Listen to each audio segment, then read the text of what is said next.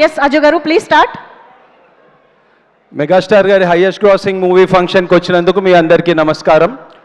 నేను ఈ T shirt actually pre రిలీజ్లోనే కుట్టించుకున్నా, ఎందుకంటే నాకు ముందే తెలుసు ఇది ఎప్పుడు హిట్ అవ్వాలని నేను కోరుకోలే. ఎందుకంటే సూర్యుడు తూర్పును ఉదయించాలని కోరుకున్నంత కామెడీగా ఉంటుంది. మాకు ఆల్రెడీ తెలుసు ఇది ఎంత పెద్ద హిట్టో.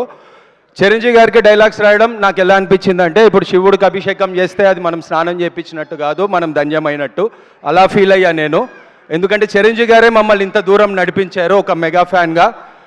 ఆయన ఎందుకు గొప్పవారు అంటే ఆయన చాలా సాధించారు లైఫ్లో, కానీ ఒక గణేష్ పండగ రోజు ఒక చిన్నపిల్లోడు అందరి ముందు డ్యాన్స్ చేసి చిరంజీవి పాటకి వాడు ఏదో సాధించాడన్న ఫీలింగ్ వచ్చిందంటే ఆ ఫీలింగ్ ఇచ్చిన మెగాస్టార్ ఎంతో గొప్పోడు.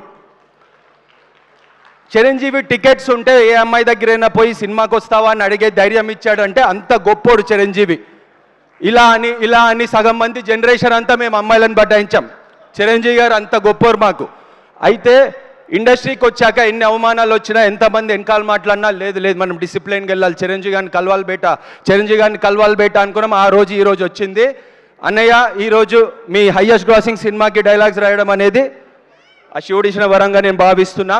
And when you are peak you are always alone అంటారు. మీరు ఎక్కింది పర్వతం కాదన్నా, మీరు ఎక్కింది పల్లకి.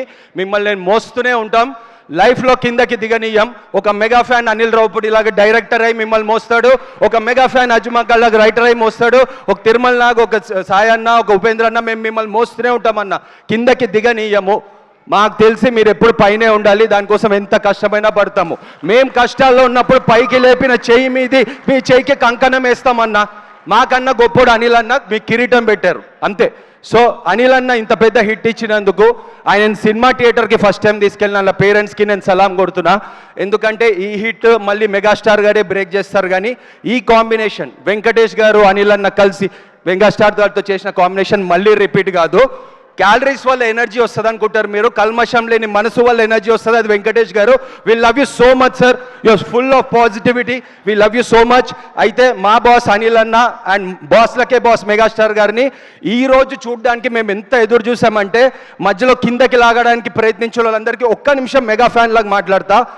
మనమందరం ఒకే కొండ నుంచి కొన్ని రాళ్ళు పగిలి అక్కడ నీళ్ళల్లో పడ్డాయి, కొన్ని ఏమో చెట్టు నీడల్లో ఉన్నాయి, ఒక రాయి మాత్రం ఆ కొండ పైనే ఉంది. డైలీ దాన్ని కొడుతున్నారు, సుత్తిపెట్టి కొడుతున్నారు. కిందున్న రాళ్ళు నవ్వుకుంటున్నాయి, ఆడేంద్ర దెబ్బలు తింటున్నాడు అని. ఈ నీడలో ఉన్న రాళ్ళు నవ్వుకుంటున్నాయి, అదేంద్ర దెబ్బలు తింటుందని. ఒకరోజు ఈ కిందున్న రాళ్లతో రహదారేశారు. ఆ దెబ్బలు తిన్న రాయి విగ్రహమై ఊరేగింపు అయ్యింది అదే రోడ్డు మీద. ఉలి దెబ్బ తిన్న వాళ్ళకే ఊరేగింపుకు అర్హత ఉంటుంది. ఆ ఉలి దెబ్బలు తిని మెగాస్టార్ గారు ఊరేగింపు అర్హత ఉంది. అదే మా అనిల్ రావుపూడి గారు కూడా. సో ఈరోజు ఈ మూమెంట్ మేము ఎక్స్పీరియన్స్ చేయడానికి మెయిన్ కారణం సాహు గారు, సుష్మిత గారు. వాళ్ళ ద్వారా ఈ మూమెంట్ క్రియేట్ అయినందుకు చాలా చాలా చాలా ఆనందంగా ఉంది. ఫోర్బ్స్ మ్యాగజైన్ ఆదాయం బట్టి ధనవంతుణ్ణి డిసైడ్ చేస్తుంది, కానీ అభిమానం బట్టి చేస్తే మెగాస్టార్ కన్నా గొప్ప ఎవరు లేరు. Thank you very much. నేను అందరికీ చెప్దాం అనుకుంటున్నా, ఇన్ని రోజులు ఏవేవో మాట్లాడారు కదా, అవుట్ ఆఫ్ ఫామ్ కాదు, కొడితే అవుట్ ఆఫ్ ద స్టేడియం. ఇది out of the stadium hit. ఈ ఛాన్స్ ఇచ్చిన అనిల్ రావుపూడి గారికి, సాయన్నకి థ్యాంక్స్. అండ్ మేమందరం మెగా ఫ్యాన్స్ అందరం కలిసి మెగాస్టార్కి ఇచ్చిన చిన్న నైవేద్యం ఇది. మా ప్రసాదం తినాలని, ఆయన ఆకలి తీర్చడానికి కాదు, ఆయనకి హిట్ ఇవ్వడానికి మేము మెగా ఫ్యాన్స్ అంతే. Thank you.